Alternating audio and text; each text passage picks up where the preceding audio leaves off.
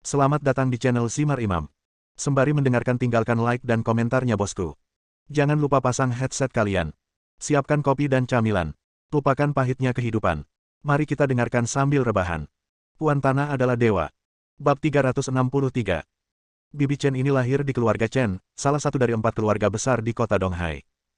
Dia adalah teman dekat mendiang ibu Gu Qingyi. Karena hubungannya yang baik dengan ibu Gu, dia selalu memperlakukan Gu Qingyi seperti anak tirinya. Karena perselisihan dengan mantan suaminya, Bibi Chen pindah ke luar negeri setelah perceraian dan tidak menikah lagi selama bertahun-tahun.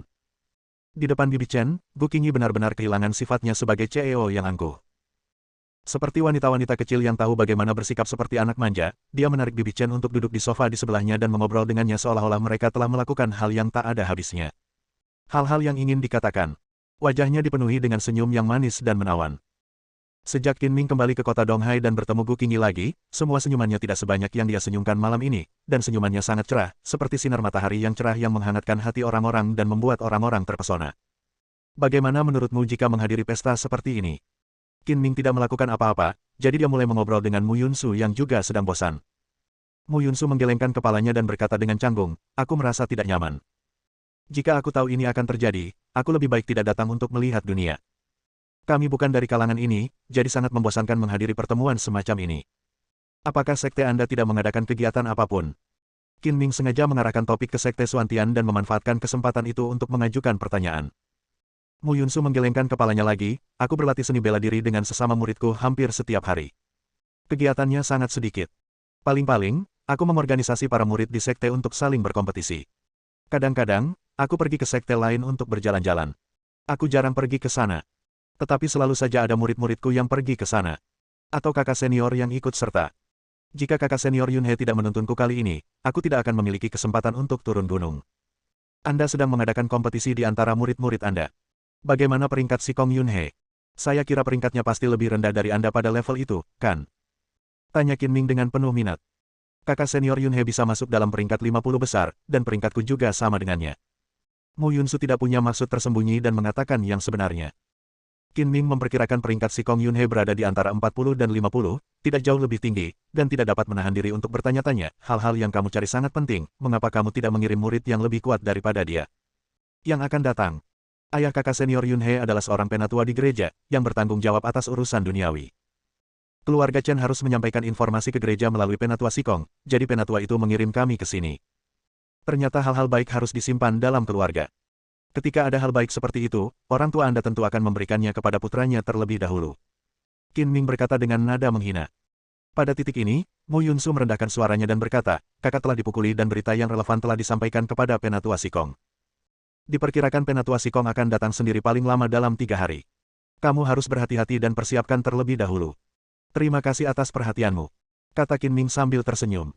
Aku pernah menyelamatkanmu sekali dan hanya mendapat satu informasi sebagai balasannya. Bukankah bantuanku terlalu kecil? Kata Qin Ming dengan nada bercanda. Tidak, aku akan selalu mengingat kebaikanmu di hatiku. Aku bukan orang yang tidak tahu berterima kasih, kata Mu Yunsu dengan malu. Yunsu. Pada saat ini, Chen Mingxuan, seorang pria yang cerah dan tampan dalam setelan abu-abu keperakan, berjalan mendekat. Cara dia memandang Mu Yunsu jelas berbeda dari cara dia memandang wanita lain, dan penuh dengan kelembutan. Puan Qin, Anda juga di sini, apa yang Anda bicarakan? Setelah Mu Yunsu dan si Kong Yunhe tiba di kota Donghai, mereka tinggal di villa yang diatur oleh keluarga Chen, dan Chen Mingxuan bertindak sebagai tuan rumah. Diikuti dengan sambutan hangat, dan dialah yang menyarankan untuk membawa Mu Yunsu ke perjamuan malam ini. Mu Yunsu merasa tidak nyaman bagi gadis sepertinya untuk menghadiri pesta bersama orang asing, jadi pada awalnya dia menolak. Melihat dia tidak mau pergi, Chen Mingxuan membawa bibinya, Bibi Chen, untuk bertindak sebagai pelobi dan akhirnya membujuk Mu Yunsu. Mari kita bicarakan tentang orang tercela lainnya. Jika dia tidak bisa membeli sesuatu dengan uangnya, dia mencurinya. Jika dia tidak bisa mencurinya, dia merampoknya. Orang seperti itu lebih buruk daripada bandit atau perampok. Bagaimana menurutmu, Puan Chen? Kata Qin Ming dengan cara tersembunyi. Chen Mingxuan segera menyadari bahwa Qin Ming sedang membicarakannya, dan tersenyum canggung. Dia mengabaikan Qin Ming begitu saja dan menoleh ke Mu Yunsu dan berkata, Yunsu, aku akan mengajakmu bertemu beberapa teman, ayo pergi. Mu Yunsu meminta maaf, aku tidak ingin bertemu orang asing, jadi sebaiknya aku tidak pergi. Ayo pergi. Saat kamu pergi bermain, kamu harus punya lebih banyak teman. Mereka juga ingin bertemu denganmu. Aku janji akan mengenalkanmu pada mereka. Chen Mingxuan membujuk. Mu Yunsu menggigit bibirnya, sedikit ragu. Seperti kata pepatah, burung yang sejenis akan berkumpul bersama. Teman orang jahat tidak lebih baik. Kamu harus berhati-hati saat berteman. Jangan sampai kamu menyerah dan tetap membantu orang lain menghitung uang mereka. Qin Ming tampak berbicara kepada dirinya sendiri. Jalan. Chen Mingxuan tahu dia salah, jadi dia pura-pura tidak mendengar dan terus membujuknya. Yunsu, aku sudah menghiburmu selama ini, dan kita berteman. Kamu bahkan tidak akan memberiku sedikit wajah, kan? Baiklah, aku akan pergi menemuinya sekali saja. Chen Mingxuan berkata begitu banyak, Mu Yunsu terlalu malu untuk menolak, jadi dia dengan enggan setuju, dan kemudian berkata kepada Qin Ming, Tuan Qin, permisi sebentar. Saya akan segera kembali. Qin Ming mengangguk dan berkata dengan nada bercanda, baiklah, aku akan menunggumu, jangan membuatku menunggu terlalu lama. Tak jauh dari situ, 4 atau 5 pemuda berkumpul bersama, semua mata mereka tertuju pada Mu Yunsu. Melihat bahwa Chen Mingxuan benar-benar mengundang wanita seperti peri ini, mereka semua bersemangat, dan cahaya aneh di mata mereka bahkan lebih terang. Qin Ming menggelengkan kepalanya berulang kali tanpa berkomentar. Pesta semacam ini sungguh tidak cocok untuk wanita seanggun dan sehalus Mu Yunsu. Kemurniannya yang tidak wajar akan ternoda oleh suasana vulgar. Pada saat ini, ada keributan di pintu masuk aula. Banyak orang melihat ke arah suara itu, dan Qin Ming juga melihat ke atas. Aku melihat seorang wanita cantik dengan gaun malam bahu terbuka berwarna biru safir berjalan masuk dengan langkah anggun bak bunga teratai. Alisnya seindah lukisan, matanya sebening air musim gugur, hidungnya seindah giok, bibirnya semerah-merah, dan lehernya secantik angsa. Dia mengenakan kalung mutiara bundar, yang menambahkan sentuhan kemewahan. Dia sangat cantik dan menakjubkan, dan kecantikannya sebanding dengan Gu Qingyi dan Mu Yunsu. Si cantik yang menarik perhatian ini tak lain adalah bintang besar Ji Rumeng. Nona Ji, selamat datang, selamat datang. Kedatanganmu ke sini benar-benar membuatku, yang, malu. Yang Ji langsung menyambutnya dengan hangat dan mengulurkan tangan untuk memegang tangan Ji Rumeng yang lembut. Merupakan suatu kehormatan bagi saya untuk menerima undangan Tuan Yang, kata Ji Rumeng sambil tersenyum cerah. Sejujurnya, Nona Ji adalah idolaku. Kau harus berfoto denganku, penggemar setiamu, nanti. Ucap Yang Ji sambil tersenyum. Ia menggenggam tangan Ji Rumeng yang lembut dan tak bertulang. Berarti melonggarkan. Ji Rumeng mencoba undian beberapa kali tetapi gagal. Untungnya, dia telah berpartisipasi dalam pesta kelas atas seperti itu lebih dari sekali atau 2 kali sejak debutnya setahun yang lalu. Dia mengantisipasi kemungkinan dimanfaatkan, jadi dia mengenakan sepasang dari tangan sutra putih tembus pandang. Mengatur. Pesta malam ini dipenuhi dengan wanita cantik, termasuk dewi bisnis seperti Gu Qingyi, bintang besar seperti Ji Rumeng, dan peri seperti Mu Yunsu yang berasal dari dunia lain. Namun, dengan 3 wanita tercantik ini dipilih dari ribuan wanita tercantik, semua kemuliaan dan perhatian terpusat pada mereka, mengalahkan wanita-wanita lain yang mengenakan pakaian cantik dan seksi, yang hanya bisa berperan sebagai peran pendukung. Semua pria menyukai wanita yang cantik dan menawan seperti ini, dan tidak ada pria yang tidak ingin dekat dengannya. Akan tetapi, semua pria yang mencoba mengobrol dengan Gu Qingyi ditolak, dan mereka semua mengalihkan sasarannya kepada Mu Yunsu dan Ji Rumeng, sehingga terjadilah aliran pria yang tak ada habisnya di sekitar mereka berdua. Ji Rumeng baik-baik saja, karena dia telah melihat pemandangan seperti itu berkali-kali dan dapat menangani situasi tersebut dengan mudah. Tetapi Mu Yunsu tidak dapat mengatasinya dan terus menatap Qin Ming untuk meminta bantuan. Qin Ming hanya bisa menanggapi dengan senyum masam. Lagi pula, Mu Yunsu tidak ada hubungannya dengan dia, dan dia tidak bisa maju untuk membantu dalam situasi seperti ini. Alunan musik yang menenangkan dan merdu di aula terus berlanjut satu demi satu. Para pria berpakaian rapi dan wanita yang anggun dan cantik berjalan-jalan. Ketika mereka bertemu kenalan, mereka berhenti untuk bersosialisasi, berdenting gelas, tertawa dan berbicara dengan suara pelan, semuanya menunjukkan kualitas yang baik. Tepat ketika Qin Ming sedang mencicipi anggur sendirian karena bosan, dia melihat sosok anggun yang dikenalnya. Xiao Yutong dan sepupunya Xiao Bingkun datang bersama. Xiao Yutong berpakaian sangat feminin, mengenakan gaun malam berwarna kuning muda, yang menonjolkan lekuk tubuhnya yang semakin dewasa. Wajahnya yang halus dan tanpa celah juga sedikit dipoles, yang membuatnya tampak semakin menarik. Matanya bergerak-gerak, dan dia tampak cerah dan menawan. Ada sedikit keseksian dalam rasa sepatnya, yang memberikan orang kecantikan yang berbeda. Ada begitu banyak wanita cantik. Semua pria yang datang ke pesta malam ini akan dimanjakan. Qin Ming juga memanjakan matanya. Dia minum anggur di gelas sambil tersenyum, mengangkat tangannya untuk memanggil pelayan, dan mengganti kaca. Aku sangat lelah. Ini sama sekali bukan pesta. Aku tidak akan pernah menghadirinya lagi. Mu Yunsu menggunakan dalih pergi ke kamar mandi untuk akhirnya menyingkirkan orang yang mencoba memulai percakapan dengannya dan dikembalikan ke Bibi Chen. Gu Qingyi dan Bibi Chen asyik mengobrol seolah tak ada orang di sekitar, sesekali terdengar tawa. Mu Yunsu tak ingin mengganggu mereka, jadi ia duduk di samping Bibi Chen. Minumlah untuk menenangkan syarafmu, kata Qin Ming dengan gagah, memberi isyarat kepada pelayan untuk membawakan segelas anggur kepada Mu Yunsu, dan mengangkat gelasnya. Mu Yunsu memegang piala, tersenyum pada Qin Ming, membuka bibir merahnya, menyesapnya, lalu tanpa sadar menjilati bibirnya setelah minum, yang sangat menggoda. Paman, kamu juga di sini. Sebuah suara terkejut terdengar, diikuti oleh angin sepoi-sepoi yang harum, dan sosok anggun dalam gaun malam kuning muda melintas seperti burung yang ceria, dan memegang lengan Qin dengan penuh kasih sayang. Lengan Ming. Qin Ming tidak perlu melihat, dia tahu itu Xiao Yutong hanya dengan mendengarkan suaranya. Gadis, hati-hatilah, jangan merusak citra kewanitaanmu saat berdandan malam ini. Panggil saja aku saudara, bukan paman. Aku belum tua. Paman Bao, aku suka memanggilmu paman. Kata Xiao Yutong sambil tersenyum tipis. Sejak terakhir kali bertemu Qin Ming di pelelangan, dia mengubah cara dia memanggil Qin Ming menjadi paman. Baiklah, jika kamu bersikeras memberiku status senior, apa yang bisa kukatakan? Qin Ming tersenyum pahit tak berdaya dan membiarkannya. Puan Qin. Setelah mengobrol dan tertawa dengan Xiao Yutong beberapa patah kata, suara halus dan menyenangkan lainnya datang, dan Ji Rumeng berjalan mendekat dengan sosok menawan yang bergoyang. Setelah memasuki aula, dia melihat sekeliling dan menemukan Qin Ming. Sambil bersosialisasi, dia mencoba mendekati Qin Ming. Bab 364. Nona Ji, Anda memiliki lingkaran pergaulan yang luas dan Anda datang ke sini untuk menghadiri pesta ini juga. Sapa Qin Ming. Aku tidak punya lingkaran sosial. Aku hanya vas bunga. Ji Rumeng menjawab dengan senyum masam. Dia sudah melihat kenyataan dengan jelas. Di mata orang-orang kelas atas ini, bintang-bintang seperti mereka hanyalah mainan. Dibawa untuk mengisi adegan tersebut. Kamu adalah bintang besar Ji Rumeng. Benarkan? Xiao Yutong menatap Ji Rumeng sejenak dan berteriak kegirangan. Ji Rumeng mengangguk, mengulurkan tangannya dengan ramah dan berkata, "Halo, Nona cantik. Senang bertemu denganmu. Aku tidak menyangka akan bertemu dengan bintang besar di sini. Halo." Xiao Yutong menjabat tangannya dengan gembira dan berkata, "Bagaimana kalian bisa mengenalku? Kalian tampaknya memiliki hubungan yang baik." Jika para wanita yang hadir diurutkan berdasarkan kecantikannya, Gu Qingyi, Mu Yunsu, Ji Rumeng, dan Xiao Yutong tidak diragukan lagi akan menjadi 4 teratas, masing-masing dengan kelebihannya sendiri. Sulit untuk tidak menarik perhatian. Namun, Qin Ming dikelilingi oleh 4 wanita cantik yang berbicara dan tertawa, membuat orang lain iri. Entah berapa banyak pria yang iri dan cemburu padanya. Bibi Chen mendongak ke arah Qin Ming, lalu ke wanita muda di sebelahnya. Dia tidak bisa menahan diri untuk tidak mendesah bahwa Qin Ming sangat beruntung. Dia berbisik, "Qingyi, jika kamu tertarik pada seorang pria, kamu harus memanfaatkan kesempatan itu. Jangan menunggu untuk menyesal setelah Anda kehilangannya." "Bibi Chen, aku belum punya kekasih," kata Gu Qingyi genit. "Saya orang yang berpengalaman, dan saya telah melihat Anda tumbuh dewasa. Saya tidak tahu seperti apa kepribadian Anda. Anda memiliki standar yang tinggi dan hanya sedikit pria yang dapat menarik perhatian Anda.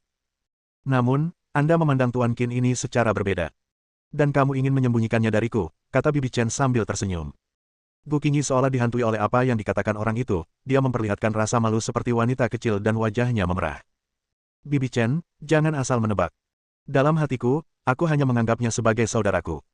Bibi Chen, apakah kamu ingat tahun ketika orang tuaku meninggal dalam kecelakaan mobil, kakekku mengadopsi seorang anak laki-laki?" Bibi Chen mengangguk. "Aku mengunjungimu hampir setiap hari. Tentu saja aku ingat si kecil gemuk itu. Tapi dia tersesat kemudian. Kenapa kamu tiba-tiba menyebutnya? Dia adalah anak laki-laki kecil yang diculik oleh para pedagang manusia. Aku tidak pernah menyangka bahwa setelah lebih dari 10 tahun, kami akan memiliki kesempatan untuk bertemu lagi. Sekarang dia adalah manajer perusahaan dan pengawal pribadiku. Benarkah?" Bibi Chen tidak bisa menahan rasa terkejutnya dan diam-diam menatap Qin Ming. Dia terlihat agak mirip dengan saat dia masih kecil. "Kalau kamu tidak memberitahuku, aku benar-benar tidak akan mengenalinya." Lalu Bibi Chen tertawa lagi. "Bukankah ini lebih baik? Kalian berdua adalah kekasih masa kecil."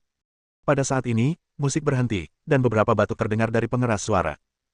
Orang-orang yang awalnya bersosialisasi juga berhenti berbicara, dan aula yang luas segera menjadi sunyi. "Tuan-tuan dan nona-nona yang terhormat, selamat datang di pesta yang diselenggarakan oleh Tuan Yang. Saya berharap Anda semua menikmati malam yang menyenangkan. Sekarang, izinkan Tuan Yang menyampaikan beberapa patah kata." Seorang wanita anggun bergaun hitam datang ke meja. Di atas panggung sementara setinggi 1 meter, katanya sopan.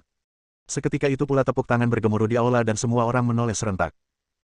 Yang Jie, mengenakan jas putih, perlahan melangkah ke atas panggung, mengambil mikrofon yang diserahkan oleh wanita berok hitam, melihat sekelilingnya dengan senyum rendah hati di wajahnya, dan berkata, "Terima kasih semuanya atas kedatangannya.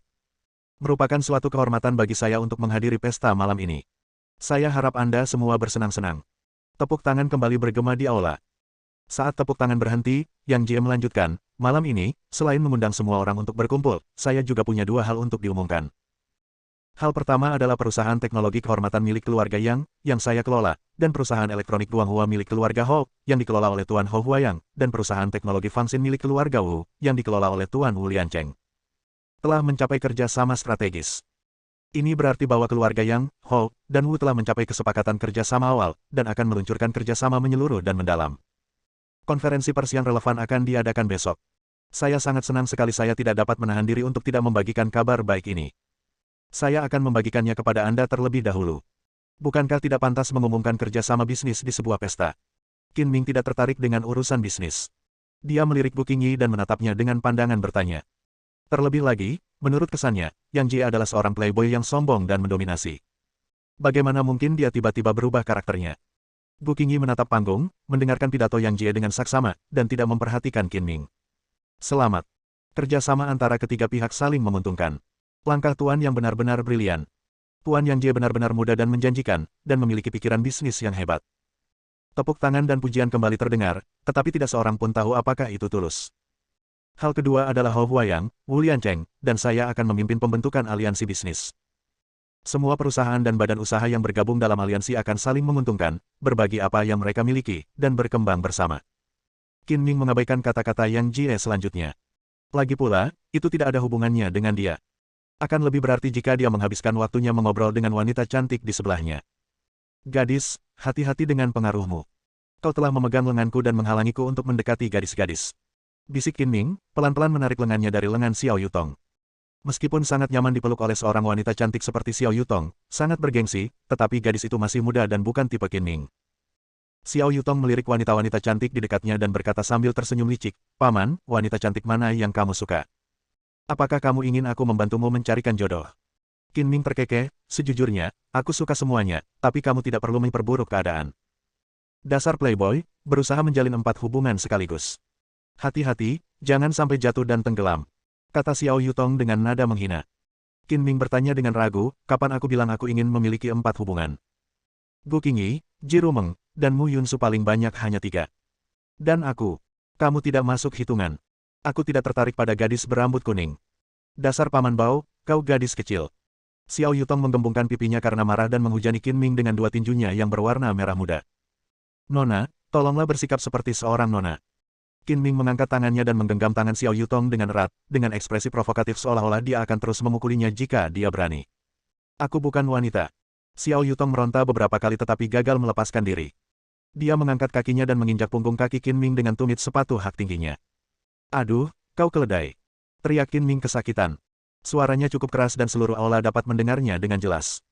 Karena sopan santun, semua orang berhenti berbicara dan mendengarkan pidato Yang Jie. Seluruh aula menjadi sunyi. Suara Qin Ming terdengar sangat tiba-tiba, dan hampir semua orang. Mereka semua melihat ke arah suara itu. Qin Ming terlihat memegang tangan Xiao Yutong dan tertawa serta bercanda. Hal itu sangat tidak sopan sehingga beberapa orang tidak dapat menahan diri untuk tidak menunjukkan ekspresi marah. "Jangan lihat aku, lihat dia, dialah protagonis malam ini." Qin Ming melepaskan tangan Xiao Yutong, menunjuk Yang Jie, dan berkata dengan tenang di depan semua orang. "Semua ini salahmu, Paman Bao. Kau membuatku malu." Xiao Yutong buru-buru merapikan pakaiannya dan berpura-pura bersikap seperti wanita, mengeluh dengan suara rendah. Yang Jie tersenyum pada Qin Ming, tampak sangat murah hati. "Aku hampir menyelesaikan apa yang ingin kukatakan. Silakan duduk santai. Kita akan berdansa nanti." Orang-orang mulai bergerak, mencari sasarannya masing-masing, dan membuat persiapan untuk tarian berikutnya terlebih dahulu agar pasangan dansa mereka tidak direbut orang lain. Belasan pemuda di dekatnya berkumpul di sekitar Qin Ming hampir bersamaan, siap melancarkan serangan terhadap Gu Qingyi dan keempat wanita cantik lainnya. Tidak peduli siapa di antara mereka yang bisa mereka undang untuk berdansa nanti, pesta malam ini tidak akan sia-sia. "Nona Ji, saya pengagum Anda. Merupakan suatu kehormatan besar untuk bertemu dengan Anda malam ini. Nonamu, kudengar Anda seorang seniman bela diri. Saya juga suka seni bela diri. Jika Anda punya waktu, bisakah Anda membantu saya dan bertanding dengan saya?" "Yutong, jadi kamu di sini. Aku jadi mudah menemukanmu. Saya ingin tahu apa pendapat Nona Gu tentang aliansi bisnis yang diselenggarakan oleh Tuan Yang dan yang lainnya. Nona Gu, silakan beri saya saran. Saya bersedia mendengarkan dengan saksama." Tak lama kemudian, keempat wanita cantik itu dikelilingi oleh para pria, masing-masing mencari target mereka sendiri dan mengobrol dengan mereka dengan sopan. Bahkan Yang Jie pun datang, tetapi mereka semua mengabaikan Qin Ming. Gu Qingyi mengerutkan kening, terlalu malas untuk menghadiri acara sosial seperti itu. Bagaimanapun, tujuan malam ini telah tercapai. Dia meminta maaf kepada Yang Jie yang baru saja berjalan ke arahnya. Tuan Yang, saya minta maaf. Saya tiba-tiba merasa tidak enak badan. Selamat tinggal. Nona Gu, tidak pantas bagimu untuk pergi saat pesta baru saja dimulai. Aku masih punya beberapa pertanyaan untuk ditanyakan padamu. Bagaimana kalau kau tinggal sebentar? Yang Jie tahu bahwa Gu Qingyi sedang membuat alasan dan berusaha sekuat tenaga untuk pertahankan dia. Apa kau tidak mendengar Qingyi mengatakan dia sedang tidak enak badan? Bagaimana jika kau menundanya sebentar dan kondisinya semakin memburuk? Apa kau sanggup menanggungnya? Qin Ming berkata dengan tidak senang, tidak memberikan muka sedikit pun kepada Yang Jie, dia juga tidak membutuhkan untuk memberikan wajah apapun pada orang ini. Yang Jie merasa sedikit malu, tetapi dia tidak mampu menyinggung Qin Ming, jadi dia mengubah kata-katanya dan berkata, karena Nona Gu sedang tidak enak badan, ayo kita pergi ke rumah sakit secepatnya.